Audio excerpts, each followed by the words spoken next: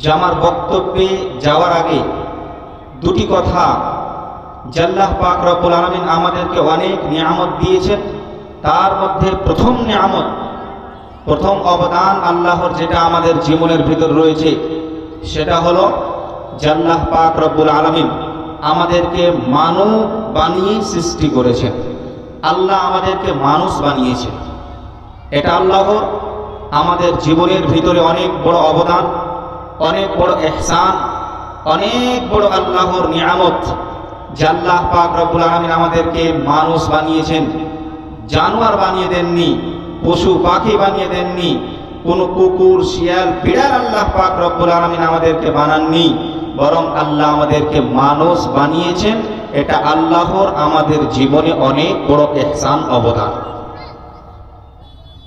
দ্বিতীয় ইহসান যেটা আল্লাহ আমাদের উপরে করেছেন সেটা হলো যে আল্লাহ পাক রব্বুল আলামিন মানব বানানোর সাথে সাথে আমাদেরকে আল্লাহ ঈমান দান করেছেন, ইসলাম দান করেছেন।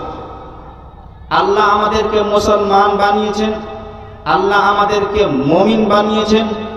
এটা আল্লাহর বিশাল বড় নিয়ামত, এটা আল্লাহর অনেক বড় অবদান, এটা আল্লাহর অনেক বড় ইহসান, যার কথা আল্লাহ নিজেই কোরআন মাজিদের ভিতরে উল্লেখ করেছেন। আল্লাহ কোরআন মাজিদের ভিতরে বলছেন, বালিল্লাহু ইয়ামুন্নু আলাইকুম আন হাদাকুম লিল ঈমান। যে আল্লাহ পাক রব্বুল আলামিন তোমাদের উপরে একটা ইহসান করেছেন।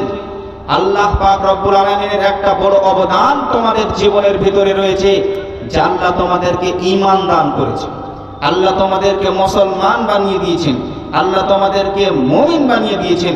পৃথিবীর ভিতরে যতগুলি নিয়ামত আল্লাহ আমাদেরকে দিয়েছেন, সেই নিয়ামতের মধ্যেই সবচেয়ে বড় নিয়ামত, সবচেয়ে অমূল্য নিয়ামত, সবচেয়ে বড় সম্পদ, সবচেয়ে বড় দৌলত সেটা হলো ঈমানের দৌলত। মুসলমান আল্লাহ আমাদেরকে বানিয়েছেন, এটা আল্লাহর অনেক বড় অবদান, ইহসান। আল্লাহ আপনাকে কাফির বানায়নি, আল্লাহ আপনাকে মুশরিক বানায়নি, আল্লাহ আপনাকে বেদিন বানায়নি, আল্লাহ আপনাকে ইহুদি খ্রিস্টান বানায়নি, আল্লাহ আপনাকে মুসলমান বানিয়েছেন। যেই ইসলাম, যেই ঈমান আপনাকে জান্নাতে নিয়ে যাবে, যদি মুসলমান না হন, যদি আপনি মুমিন না হন, জান্নাতে যাওয়া যাবে না। তাহলে আল্লাহর কত বড় অবদান, কত বড় ইহসান যে আল্লাহ পাক রব্বুল আলামিন আমাদেরকে মুমিন মুসলমান বানিয়েছেন। মুমিন মুসলমান হয়ে আমাদেরকে জীবন যাপন করতে হবে। তৃতীয় যেটা আমার বক্তব্যের বিষয় আজকে ইনশাআল্লাহ, সেটা হলো যে আল্লাহ আমাদেরকে মানুষ বানিয়েছেন। তারপরে আল্লাহ পাক রব্বুল আলামিন আমাদেরকে মুমিন বানিয়েছেন, মুসলমান, মুসলমানের ঘরে আল্লাহ আমাদের জন্ম দিয়েছেন। এটা আল্লাহর বড় নিয়ামত।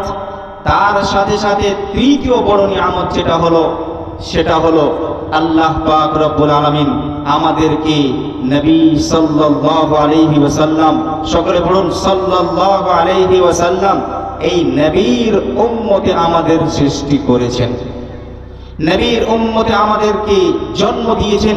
এটা আল্লাহর অনেক বড় নিয়ামত আমাদের জীবনের ভিতরে। আল্লাহ পাক রব্বুল আলামিন আমাদেরকে অন্য নবীর উম্মতি বানিয়ে দিতে পারতেন, কিন্তু জিনা, আমাদেরকে নবী সাল্লাল্লাহু আলাইহি ওয়াসাল্লামের উম্মত বানিয়ে সৃষ্টি করেছেন। আমরা হলাম নবীর উম্মত, আমাদের নবীর নাম হলো মুহাম্মদ সাল্লাল্লাহু আলাইহি ওয়াসাল্লাম। এই নবীর উম্মত হওয়ার অনেক ফজিলত রয়েছে। আজকে আমরা সবাই জানি যে আমরা নবীর উম্মত। বলেন, আমরা কি নবীর উম্মত? না সবাই বলেন, আপনারা কি নবীর উম্মত? আমাদের নবীর নাম কি? মুহাম্মদ সাল্লাল্লাহু আলাইহি ওয়াসাল্লাম। আমরা সেই নবীর উম্মত। কিন্তু আজকে আমার বক্তব্যের ভিতর থেকে অনেক গুরুত্বপূর্ণ বক্তব্য হবে আপনার জীবনের ভিতরে ইনশাআল্লাহ, যে আমরা যেই নবীর উম্মতে সৃষ্টি হয়েছি, আমরা কি সেই নবীর উম্মত হয়ে টিকতে পেরেছি? আপনি এখন বললেন আমরা নবীর উম্মত, একটুখানি পরে যখন আমি আপনার সামনে যখন বিস্তারিতভাবে আলোচনা করব, তখন আপনি বুঝতে পারবেন। আজকে এই মাজলিসে আপনি ফয়সালা করবেন, নিজের নফসের দিকে আপনি দেখে বলবেন যে আপনি কি নবীর উম্মত হতে পেরেছেন। তার আগে আমি আপনাদেরকে বলি যে নবীর উম্মত হওয়াতে লাভ কি আছে। আজ আমরা নবীর উম্মত হতে পেরেছি, মুহাম্মদ সাল্লাল্লাহু আলাইহি সাল্লামের উম্মত হতে পেরেছি, এর লাভ কি? কি ফজিলত রয়েছে? অনেক ফজিলত রয়েছে। আল্লাহ পাক রব্বুল আলামিন এই নবীর উম্মতকে, মুহাম্মদ সাল্লাল্লাহু আলাইহি সাল্লামের উম্মতকে পৃথিবীর সর্বশ্রেষ্ঠ উম্মত করে দিয়েছে। এর আগে আল্লাহ পাক রব্বুল আলামিন অনেক নবী পাঠিয়েছিলেন, অনেক উম্মত তার ছিল। সেই উম্মতদের মধ্য থেকে পৃথিবীতে 1,24,000-এর চাইতে বেশি নবীগণ উম্মত এসেছিলেন। তাদের চাইতে সবচাইতে উত্তম, সবচাইতে ভালো, সবচাইতে আফজল করে আল্লাহ পাক রব্বুল আলামিন আমাকে আপনাকে এই দুনিয়াতে, এই পৃথিবীতে সৃষ্টি করেছেন। এটা আল্লাহর অনেক বড় অবদান, এটা আল্লাহর অনেক বড় নিয়ামত। আল্লাহ পাক রব্বুল আলামিন বললেন, বিসমিল্লাহির রহমানির রহিম, কুনতুম খায়রা উম্মাতিন উখরিজাত লিন-নাস তা'মুরুনা বিল মা'রুফ ওয়া তানহাউনা 'আনিল মুনকার ওয়া তু'মিনুনা বিল্লাহ। আল্লাহ পাক রব্বুল আলামিন বললেন, পৃথিবীর ভিতরে যত উম্মত আল্লাহ পাক রব্বুল আলামিন পাঠিয়েছিলেন, যত নবীগণ আল্লাহ পাক রব্বুল আলামিন দুনিয়াতে পাঠিয়েছেন, 1,24,000-এর চাইতে বেশি নবীগণ আল্লাহ পৃথিবীতে পাঠিয়েছেন। তার উম্মতেরাও ছিল। আল্লাহ বলছেন, বান্দারে, হে নবীর উম্মতেরা, তোমরা শোনো, তোমরা তাদের মধ্য থেকে সবচাইতে বেশি ভালো উম্মত, তোমরা তাদের মধ্য থেকে সবচাইতে উত্তম উম্মত, তোমরাই হলে সর্বশ্রেষ্ঠ উম্মত। আল্লাহ পাক রব্বুল আলামিন খুশখবরি শোনাচ্ছেন আপনাকে যে পৃথিবীর ভিতরে যত উম্মত এসেছে, সবচাইতে ভালো সর্বশ্রেষ্ঠ উম্মত হলে তোমরা। কেন? কি ফজিলত রয়েছে? আল্লাহর নবী সাল্লাল্লাহু আলাইহি ওয়াসাল্লাম হাদিস শরীফের ভিতরে বলছেন, ভালোভাবে শুনবেন, লম্বা হাদিস আমি আপনাদের সামনে বলছি, আপনি বুঝতে পারবেন যে আজকে আমরা নবীর উম্মতি সৃষ্টি হয়েছি, আমাদের কত মর্যাদা, আমাদের কত বড় ফজিলত রয়েছে। হাদিসের রাবী হলেন আবু হুরায়রা। সেই হাদিস হচ্ছেন বুখারীর ভিতরে, হাদিস নম্বর হচ্ছে 4712। হাদিসের রাবী হলেন আবু হুরায়রা। আবু হুরায়রা রাদিয়াল্লাহু তাআলা আনহু বললেন, নবী করিম সাল্লাল্লাহু আলাইহি ওয়াসাল্লাম বললেন, আনা সাইয়্যিদুল ইয়াউমি ইয়াউমাল কিয়ামাতি। নবী আমার বললেন, কিয়ামতের দিন আমি মানুষের নেতা হব, কিয়ামতের দিন আমি মানুষের সরদার হব। কেন জানো? আল্লাহ পাকের নবী বললেন, আল্লাহ পাক রব্বুল আলামিন কিয়ামতের দিন আদম থেকে নিয়ে যতগুলি মানুষকে আল্লাহ সৃষ্টি করেছেন, সমস্ত মানুষকে আল্লাহ জমা করবেন। জমা করার পরে সেই হাসরের ময়দানে জমা করবেন। সূর্য মাথার উপরে চলে আসবে। যখন সূর্য মাথার উপরে চলে আসবে, মানুষ নাফসি নাফসি করতে লাগবে, মানুষ তারাহি করতে লাগবে, কেউ কারো সহযোগিতা করবে না। সেই কিয়ামতের মাঠে সবাই এক অপরের দিকে তাকিয়ে থাকবে, কেউ কারো সহযোগিতা করবে না। সেই হাসরের ময়দানে মানুষ নাফসি নাফসি করবে, সবাই কষ্টের ভিতরে থাকবে, সবাই পেরেশানিতে থাকবে, সবাই অসুবিধাতে থাকবে। এত কঠোর শাস্তি সেই কিয়ামতের দিন হবে। গর্ভধারী মহিলা তার সন্তান হয়ে যাবে, সে বুঝতে পারবে না। সেই কিয়ামত সম্পর্কে আল্লাহ পাক রব্বুল আলামিন কিয়ামত সম্পর্কে কি দৃশ্য হবে সেই কিয়ামতের মাঠে, কেউ কারো সহযোগিতা করবে না।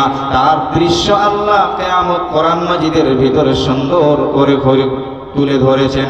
আল্লাহ পাক রব্বুল আলামিন বললেন, ইয়াউমা ইয়াফিরুল মারউ মিন আখি ওয়া উম্মিহি ওয়া আবি ওয়া সাহিবাতিহি ওয়া বানি। কিয়ামতের দিন এত খারাপ পরিস্থিতি হবে, এত কঠোর দিন হবে, সেই কিয়ামতের দিন একজন মানুষ তার নিজের ভাইয়ের কাছ থেকে পালিয়ে যাবে। আজকে ভাইয়ের জন্য অন্যের সাথে তো লড়াই করে নিলাম, ঝগড়া করে নিলাম, আমরা অন্যের সঙ্গে মারামারি কাটাকাটি করলাম, আজকে ভাইয়ের জন্য আমরা কত না কি করলাম, কিন্তু কাল কিয়ামতের দিন সেই ভাই আপনার কাছ থেকে পালিয়ে যাবে, সেই ভাই আপনাকে সহযোগিতা করবে না। কিয়ামতের দিন মানুষ তার নিজের মায়ের কাছ থেকে পালিয়ে যাবে। হাই রে মা, দুঃখিনী মা, কত কষ্ট করে একটা সন্তানকে 10 মাস 10 দিন নিজের পেটের ভিতরে রাখে, 2 বছর ধরে সেই ছোট্ট ছেলেকে দুধ পান করায়, কত না কষ্ট হয় একজন মা জানে। আর সন্তানকে মানুষ করার জন্য কত কষ্ট হয়। শুধু তাই নয়, সেই সন্তানকে বড় করতে অনেক কষ্ট হয়েছে। কিয়ামতের দিন সেই মানুষটি, সেই লোকটি তার নিজের মায়ের কাছ থেকে পালিয়ে যাবে, তার মাকে চিনার দেবে না, তার মাকে পরিচয় দেবে না, তার মাকে নীতি দিতে চাইবে না। ওয়া আবিহি, শুধু তাই নয়, একজন মানুষ তার বাবার কাছ থেকে পালিয়ে যাবে। হাই রে বাবা, একজন সন্তানের জন্য দিন রাত মেহনত করে সারা দিন পরিশ্রম করলো, হালালকে হালাল, হালাল হারামকে তার পার্থক্য করলো না।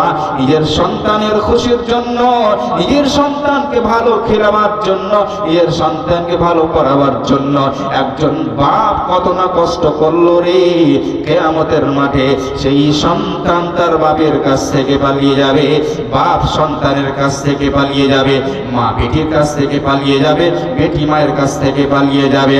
বরং এমন অবস্থা হবে, একজন পুরুষ তার স্ত্রীর কাছ থেকে পালিয়ে যাবে, স্ত্রী তার পুরুষের কাছ থেকে পালিয়ে যাবে। আজকে আমরা নিজের স্ত্রীর জন্য কত না চেষ্টা করলাম, কত মেহনত করলাম, দিন রাত এক করে মেহনত করলাম, তাকে খিলাবার জন্য, তাকে সুখী রাখার জন্য সারা জীবনটাকে শেষ করে দিলাম, কিন্তু কিয়ামতের দিন সেই স্ত্রী আপনার কাজে আসবে না। সবাই এক অপরের সাথ থেকে দূরে পালিয়ে যাবে। সেই কিয়ামতের দিন এত কঠিন দিন হবে, এত ভীষণ দিন হবে, কেউ কারো সহযোগিতা করবে না, সবাই বলবে নাফসি নাফসি, আল্লাহ তুমি আমাকে বাঁচিয়ে নাও, আল্লাহ তুমি আমাকে বাঁচিয়ে নাও। সেই কিয়ামতের মাঠে যেখানে কেউ কারো সহযোগিতা করবে না, কিছু মানুষ বলবে এই মাঠে কি কেউ এরকম নাই যে আমাদের জন্য সুপারিশ করে আমাদেরকে জান্নাতে নিয়ে যাবে। সেই কিয়ামতের মাঠে কেউ কারো সহযোগিতা করবে না, কেউ কাউকে দেখবে না, কেউ কারোর দিকে তাকাবে না, সবাই নিজের নফস নফস নফস করবে, নিজে কি করে বাঁচবো, নিজে কি করে বাঁচবো, নিজে কি করে বাঁচবো।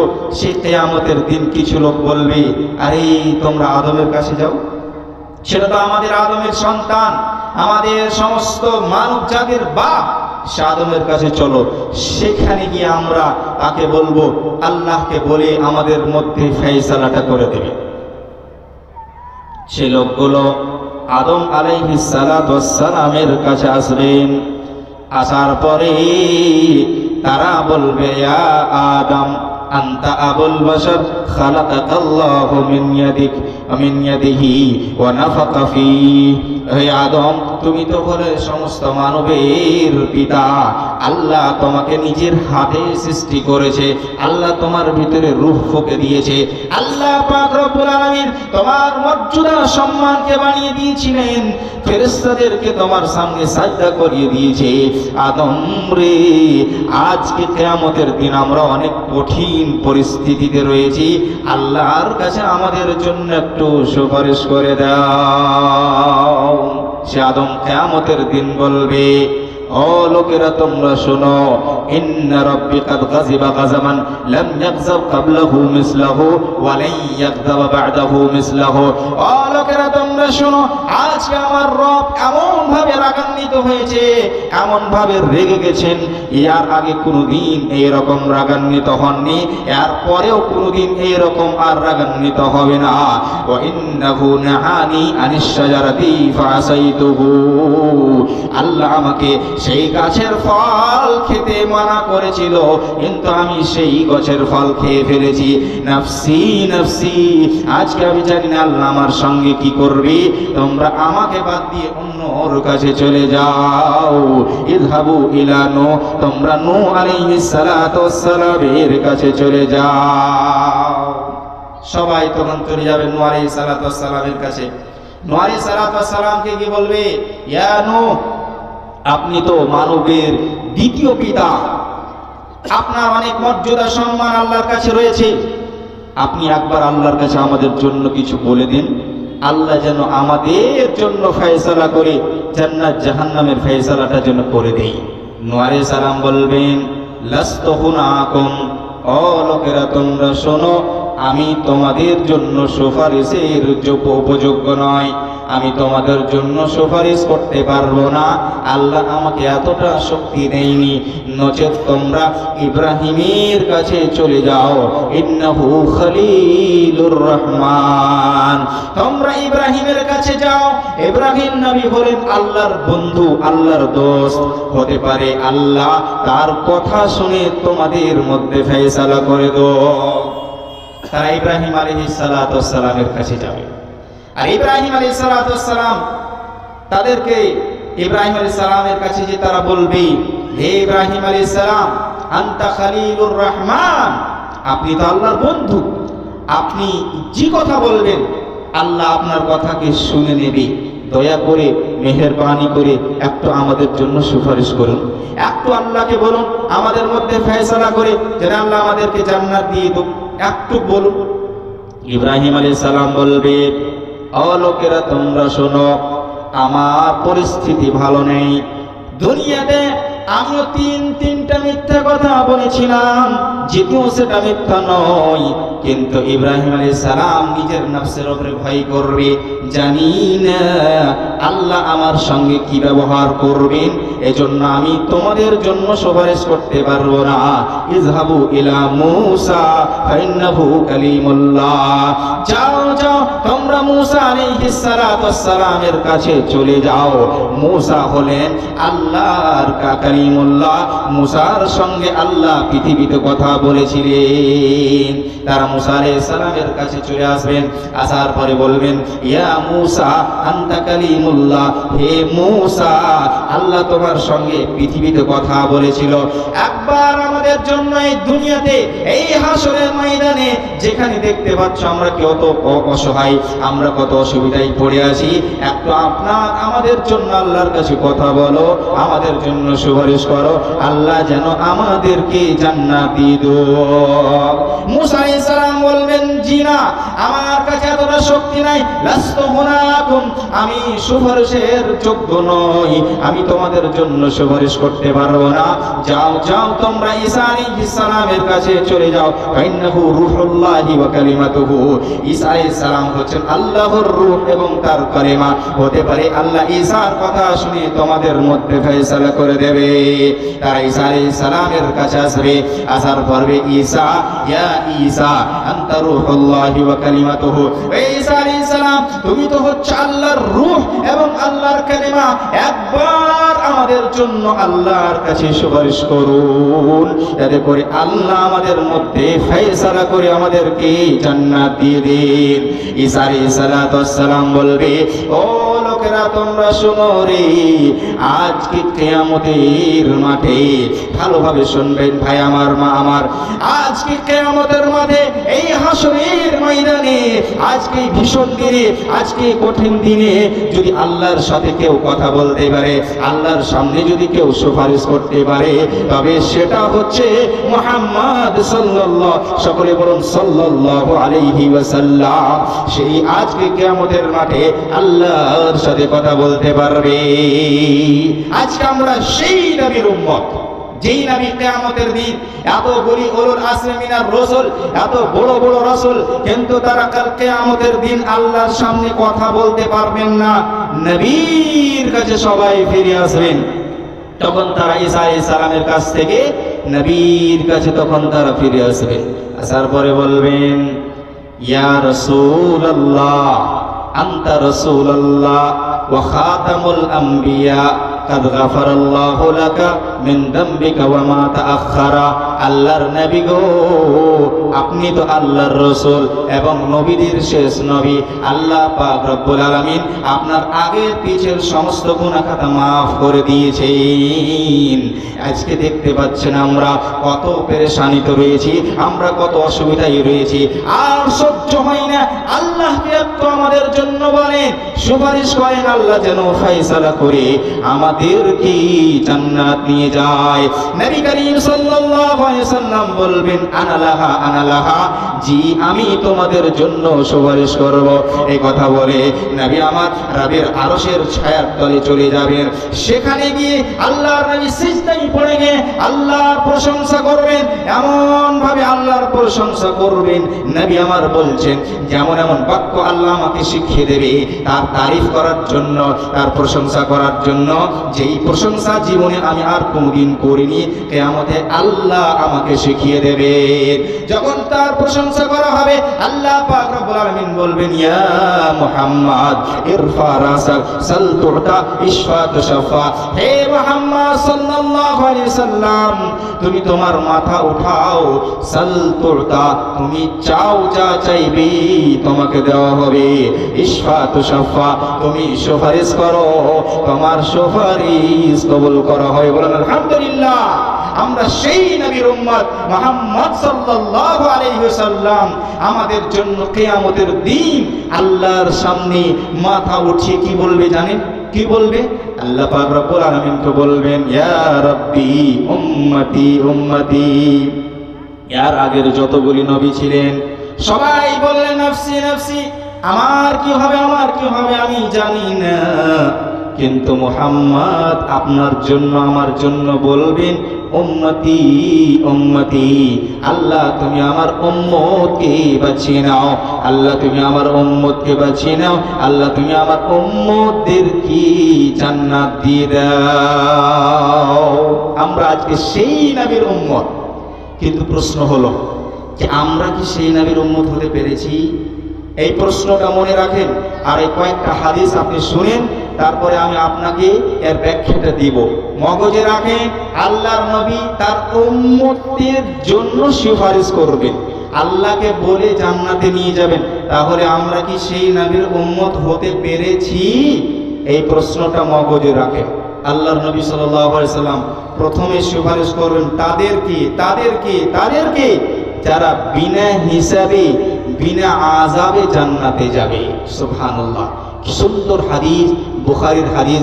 হাদিসের রাবী হচ্ছেন আব্দুল্লাহ ইবনে আব্বাস। কয়েকটা হাদিস বলে আমি আপনাদেরকে স্পষ্ট করার চেষ্টা করব। ভাইজান আমার, খুব গুরুত্বপূর্ণ বিষয়, মা বোনদেরকে বলবো কথাবার্তা না করে আপনি ধ্যান দিয়ে শুনেন, ইনশাআল্লাহ অনেক লাভ হবে। আজকে কি আমরা নবীর উম্মত হতে পেরেছি? কাল কিয়ামতের দিন কি আমরা এই লাভটা নিতে পারবো কি পারবো না?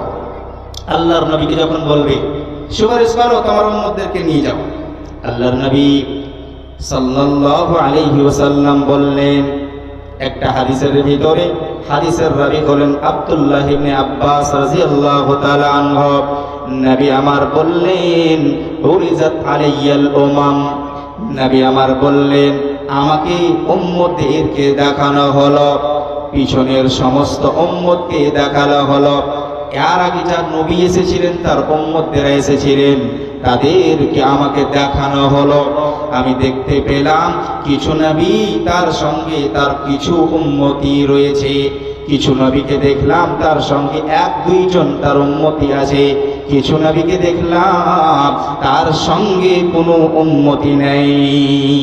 তারপরে হঠাৎ করে একটা বিশাল জামাত আমাকে দেখানো হলো, অনেক বড় দল আমাকে দেখানো হলো। আল্লাহর নবী বলছেন, আমি মনে মনে ভাবলাম যে এটাই আমার উম্মত। জিবরিল বলছেন, জি না, এটা আপনার উম্মত নয়, বরং এটা মূসা আলাইহিস সালামের উম্মত। তারপরে নবীকে বললেন, আসমানের এই দিকে দেখেন, এই দিকে তাকিয়ে দেখেন। আল্লাহর নবী বললেন, যখন আমি আসমানের দিকে তাকিয়ে দেখলাম, একটা বড় বড় ধরনের একটা বিশাল দল, একটা বিশাল জামাত সেই আসমানের একদিকে ঘিরে নিয়েছে। তারপরে জিবরিল বললেন, আয় আসমানের এই দিকে তাকিয়ে দেখেন। আল্লাহর নবী বললেন, যখন আমি দ্বিতীয় দিকে তাকিয়ে দেখলাম, বিশাল একটা দল, বিশাল একটি জামাত যারা আসমানের এই দিকটাকে ঘিরে নিয়েছে। আল্লাহর নবীকে বলা হলো, হাযিহি উম্মাতুকা ওয়া মা'হুম ৭০ আলাফান ইয়াদখুলুনাল জান্নাতা বিগাইরি হিসাবিন ওয়ালা আযাব। বলা হলো, এই যে বিশাল একটা জামাত, বিশাল একটি দল তুমি দেখতে পাচ্ছ, দেখে নাও, এটাই হচ্ছে তোমার উম্মত। এবং এই উম্মতের মধ্যে ৭০,০০০, ভালোভাবে শুনবেন, আমরা সেই নবীর উম্মত রে, যেই নবীর উম্মতেরা বিনা হিসাবে বিনা আযাবে জান্নাতের ভিতরে প্রবেশ করবে। আল্লাহর নবীকে বলা হলো, এই যে বিশাল জামাত দেখতে পাচ্ছ, এই জামাতের মধ্যে ৭০,০০০ মানুষ এইরকম হবে যারা বিনা হিসাবে বিনা আযাবে জান্নাতের ভিতরে প্রবেশ করবে।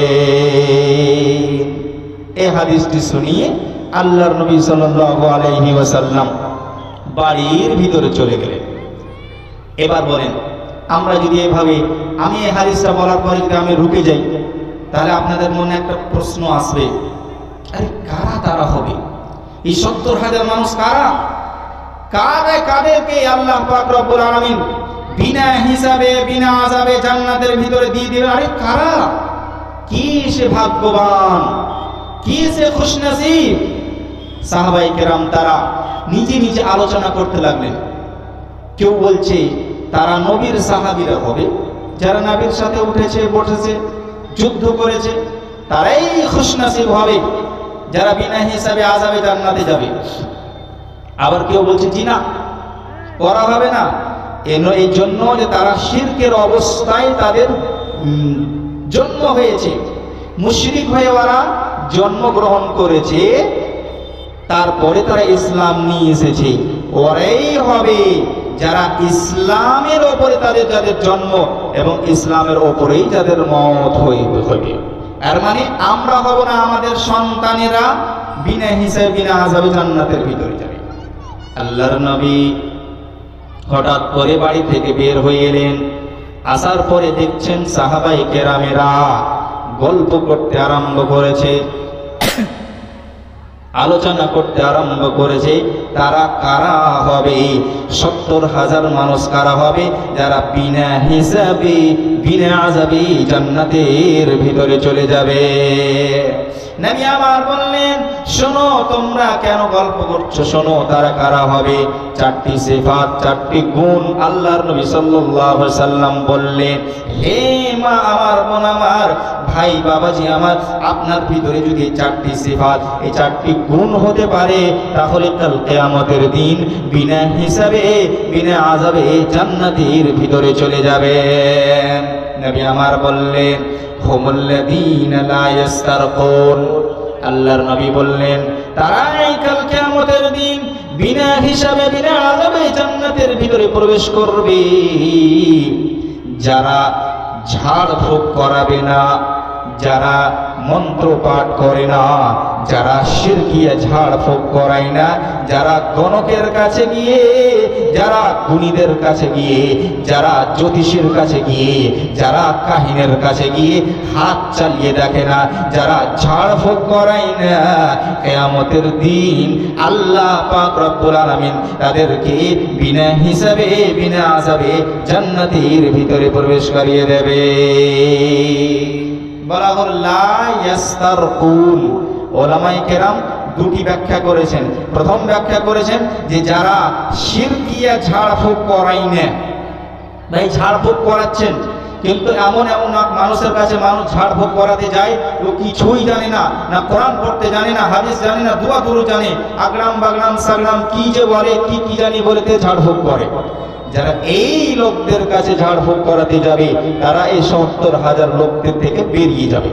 আমাদের মা বোনদেরকে বলি, খাস করে আমার মা বোনেরা, তার একটু যদি কিছু হয়, একটু শরীর খারাপ হলে, তার সন্তানের একটু যদি কোনো অসুবিধা হয়, দৌড়িয়ে গিয়ে পীর বাবার কাছে, মাজারে, কিংবা কোনো ভৌকের কাছে, গুণীর কাছে, জ্যোতিষের কাছে, ওঝার কাছে গিয়ে তারা এই রকম ভাবে ঝাড়ফুঁক করানোর কারণে তারা সেই 70,000 মানুষ থেকে বেরিয়ে যাবে। নবী আমার বললেন, হুমুল্লাযীনা লা ইয়াসতারকুন, তারাই সেই দিন, কিয়ামতের দিন, বিনা হিসাবে, বিনা আযাবে জান্নাতের ভিতরে প্রবেশ করবে, যারা মানুষের কাছে গিয়ে ঝাড়ফুঁক করায় না, যারা শিরকিয়ে ঝাড়ফুঁক করায় না।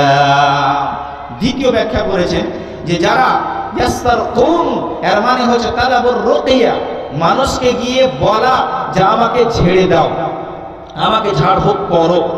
কেউ যদি এই কথা বলে কাউকে গিয়ে যে আমাকে ঝেড়ে দাও তো, আমার ঝাড়ফুঁক করে দাও তো, আমাকে এটা হয়েছে, অসুবিধা হয়েছে, যদিও সে কোরআন এবং হাদিস দ্বারা ঝাড়ফুঁক করে, এটা জায়েজ, এটা জায়েজ, করতে পারা যায়, কিন্তু আপনি সেই 70,000 খুশনসিবের মধ্য থেকে বের হয়ে যাবেন যদি আপনি অন্যকে গিয়ে বলেন ঝাড়ফুঁক করে দিন আমাকে।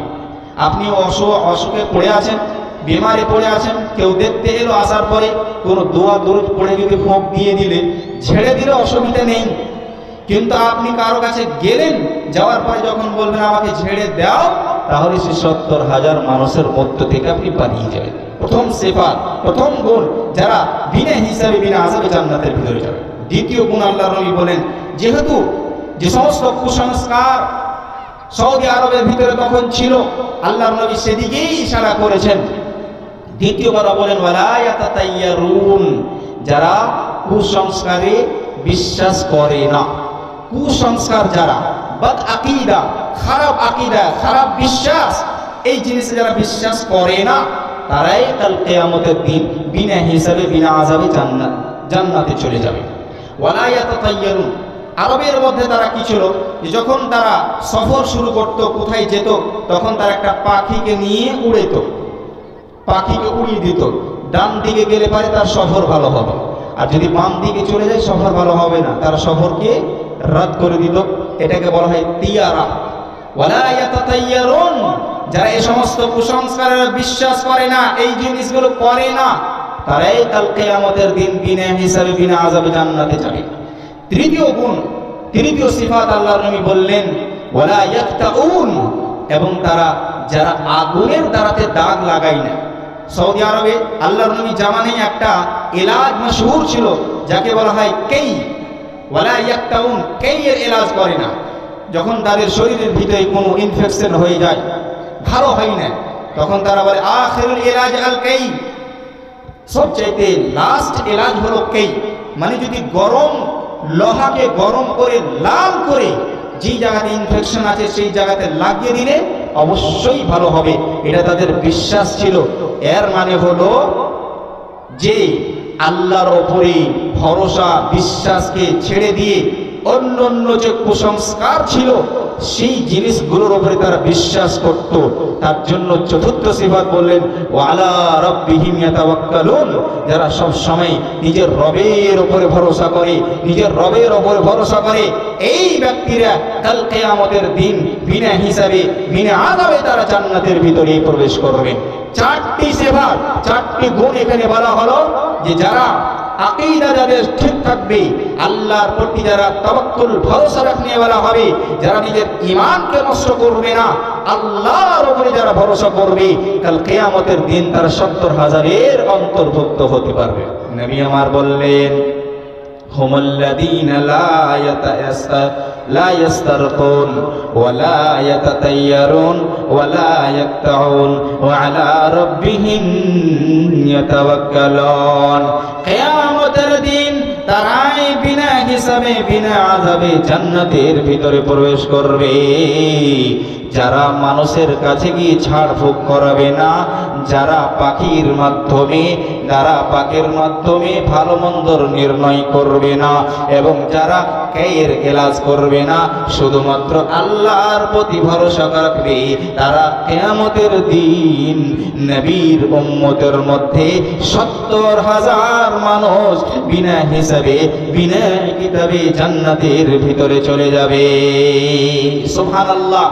আমরা সেই নবীর উম্মত, যেই নবীর উম্মত 70,000 বিনা হিসাবে বিনা আযাবে জান্নাতে যাবে। শুধু তাই নয়, অন্য একটা হাদিস বলছি আপনাকে, শুধু 70,000 নয়, শুধু 70,000 নয়, আল্লাহর নবী অন্য হাদিসের ভিতরে বলছেন মা কুল্লি আলফিন 70 আলফান। প্রত্যেক 70,000 যে রয়েছে, প্রত্যেক হাজারের সাথে আরো 70,000 আল্লাহ পাক রব্বুল আলামিন জান্নাতের ভিতরে প্রবেশ করাবেন। বলুন সুবহানাল্লাহ। সেই আল্লাহ পাক রব্বুল আলামিন এই উম্মতের লোককে আরো 70,000 কে আরো 70,000 যদি আপনি দিয়ে গুণ করেন, তাহলে কত হচ্ছে জানেন? 4 আরব 90 কোটি লোক আল্লাহ পাক রব্বুল আলামিন এই উম্মতের মধ্য থেকে জান্নাতের ভিতরে প্রবেশ করিয়ে দিবেন। শুধু তাই নয়, ওয়াসালাসু হাসায়াতিন মিন হাসায়াতি রাব্বি, আল্লাহ আরো নিজের 3 লোক উঠিয়ে জান্নাতের ভিতরে প্রবেশ করিয়ে দিবেন। আমরা সেই নবীর উম্মত, যে নবীর উম্মত 70,000 মানুষ বিনা হিসাবে বিনা আযাবে জান্নাতের ভিতরে যাবে। শুধু তাই নয়, আমরা সেই নবীর উম্মত, যেই নবীর উম্মতেরা সর্বপ্রথম জান্নাতের ভিতরে প্রবেশ করবেন। হাদিসের রাবী হলেন আবু হুরায়রা রাদিয়াল্লাহু তাআলা আনহু। তিনি বললেন, নবী করিম সাল্লাল্লাহু আলাইহি সাল্লাম বললেন, আনা আতি ইয়াউমাল কিয়ামা বাবাল জান্নাতি ইয়াউমাল কিয়ামাতি ফাস্তাফতিহু। কিয়ামতের দিন আমি সর্বপ্রথম জান্নাতের দরজার কাছে এসে জান্নাতের দরজা খুলতে বলবো। আমার উম্মতের লোকেরা যাদেরকে সুপারিশ করে আমি জান্নাতের দরজায় পাঠিয়ে দেব, তারা সেখানে গিয়ে হুড়াহুড়ি করবে, জান্নাতে ঢুকতে চাইবে, কিন্তু তাদের জন্য দরজা খোলা হবে না। নবী আমার সেখানে যাবেন, যাওয়ার পরে বলবে দরজা খোলো। ফায়াকুলুল খাজিন, জান্নাতের দরজা বলবে মান আনতা, তুমি কে? আল্লাহর নবী বললেন, তখন আমি বলবো মুহাম্মদ। তাড়াতাড়ি করে তারা দরজা খুলে দেবে। দরজা খোলার পরে বলবে বিকা উমিরতু লা আফতাহু লি আহাদিন কাবলাকা, আমি তোমার জন্য, আল্লাহ পাক রব্বুল আলামিন আমাকে মানা করেছেন যে আপনার আগে কারো জন্য জান্নাতে প্রবেশ করতে দেওয়া হবে না। আমরা সেই নবীর উম্মত, যেই নবীর উম্মত কিয়ামতের দিন জান্নাতের ভিতরে সবচেয়ে বেশি জান্নাতে প্রবেশ করবেন। বরং হাদিসের ভিতরে পাওয়া যায়, নবী আমার বললেন, আল্লাযী নাফসু মুহাম্মাদিন বিয়াদিহি আনতুম নিসফু আহলিল জান্নাতি, তোমরা জান্নাতের অর্ধেক হিস্সায় থাকবে। মানে অর্ধেক জান্নাতে আমরাই থাকবো। আমরা সেই নবীর উম্মত। আমি বলতে কি চাচ্ছিলাম যে আল্লাহ পাক রব্বুল আলামিন আমাদেরকে নবীর উম্মতি বানিয়েছেন, এটা আল্লাহর অনেক বড় ইহসান, অবদান যে আল্লাহ আমাদেরকে নবীর উম্মতি বানিয়েছেন। তাহলে আমরা কি নবীর উম্মতি হয়ে আছি? আমরা কি টিকে থাকতে পেরেছি? জি না। এটাই আমাদের অসুবিধা, যে আমাদের জন্য আল্লাহ পাক রব্বুল আলামিন এত বড় সুযোগ রেখেছেন, নবী আমাদের জন্য সুপারিশ করে আমাদেরকে জান্নাতে নিয়ে যাবে। সর্বপ্রথম আমরাই জান্নাতে ঢুকবো, জান্নাতে সবচাইতে বেশি আমরাই থাকবো। কিন্তু আপনার কাছে সেই সিফাত, সেই গুণ হতে হবে। যতক্ষণ পর্যন্ত না হবে ততক্ষণ পর্যন্ত আপনি জান্নাতে সেই নবীর উম্মতি হয়েও নবীর সেই সুপারিশের লাভ আপনি নিতে পারবেন না। 2 মিনিট আমি বলছি কি কি করতে হবে। 4টি কাম আপনাকে করতে হবে, 4টি কাম করতে হবে। এই 4টি কাম যদি আপনি না করতে পারেন, তাহলে কাল কিয়ামতের দিন নবী আপনার জন্য সুপারিশ করবেন না, আল্লাহর নবী সাল্লাল্লাহু আলাইহি ওয়াসাল্লাম আপনাকে জান্নাতে নিয়ে যাবেন না। প্রথম কাম হলো তাসদীকুহু ফিমা আখবারা। আল্লাহর নবী সাল্লাল্লাহু আলাইহি ওয়াসাল্লাম যে সম্পর্কে আপনাকে খবর দিয়েছেন, আপনাকে যে সম্পর্কে আল্লাহর নবী বলেছেন, আমাদেরকে যে সম্পর্কে খবর দিয়েছেন, সে সমস্ত খবরকে বিশ্বাস করা, মেনে নেওয়া। এটা আমরা মানি আলহামদুলিল্লাহ, যে আমরা মরবো, মরতে হবে, কবরে আযাব আছে, সাজা আছে, জান্নাত আছে, জাহান্নাম আছে, আমরা এটাকে মেনে নিয়েছি। দ্বিতীয় কাজ যেটা করতে হবে, তাআতুহু ফিমা আমারা, আল্লাহর নবী যেটা আদেশ করেছেন সেটাকে আমাদেরকে মেনে নিতে হবে। আদেশটাই মানতে পারলাম না আমরা। অনেক আদেশ করেছেন আল্লাহর নবী সাল্লাল্লাহু আলাইহি ওয়াসাল্লাম, নামাজ পড়তে বলেছেন, নামাজ পড়তে পারলাম না। দাড়ি রাখতে বলেছেন, দাড়ি রাখতে পারলাম না। আপনি আজকে বলছেন আমি মুসলমান, আমি নবীর উম্মত। কি করে আপনি নবীর উম্মত হতে পারবেন? কি করে আপনি কাল কিয়ামতের দিন জান্নাতের হকদার হতে পারবেন? নবী কি করে আপনাকে চিহ্নিত করে জান্নাতে নিয়ে যাবেন?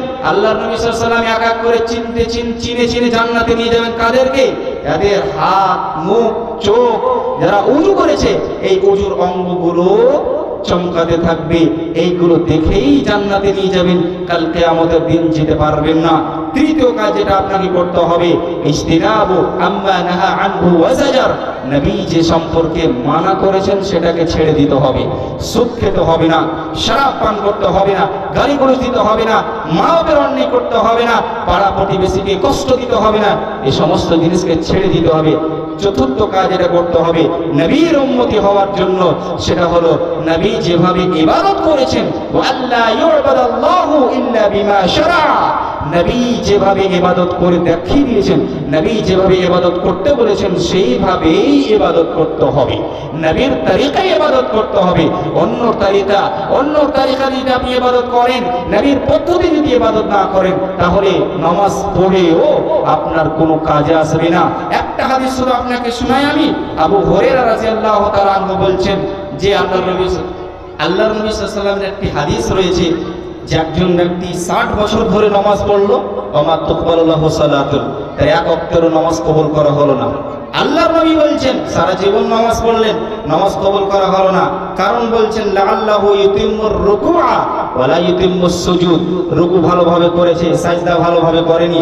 ইউতিম্মুস সুজুদা ওয়া লা ইউতিম্মুর রুকু, সাজদা ভালোভাবে করেছে, রুকু ভালোভাবে করেনি। নামাজ নবীর পদ্ধতি না হওয়ার কারণে আপনার সমস্ত নামাজ বরবাদ, নষ্ট হয়ে গেছে। নবীর যদি উম্মতি হতে পারেন তাহলে কাল কিয়ামতের দিন লাভ হবে, যদি না পারেন তাহলে আপনার কোনো লাভ হবে না। নবীর সেই সুপারিশ থেকে আপনি লাভ উঠাতে পারবেন না। পরিশেষে আল্লাহর কাছে দোয়া করব, আল্লাহ পাক রব্বুল আলামিন যেন আমাদেরকে এই নবী সাল্লাল্লাহু আলাইহি ওয়াসাল্লামের উম্মতি যে সৃষ্টি করেছেন সেই নবীর উম্মতি ভালোভাবে হওয়ার জন্য আল্লাহ তৌফিক দান করেন। এই যে 4টা কাম আপনাদেরকে করতে বললাম, এই 4টা কাম করে আমাদেরকে নবীর উম্মতি হওয়ার জন্য আল্লাহ তৌফিক দান করেন। আমিন। ওয়া আখিরু দাওয়ানা আলহামদুলিল্লাহি রাব্বিল আলামিন। আসসালামু আলাইকুম ওয়া রাহমাতুল্লাহি ওয়া বারাকাতুহু।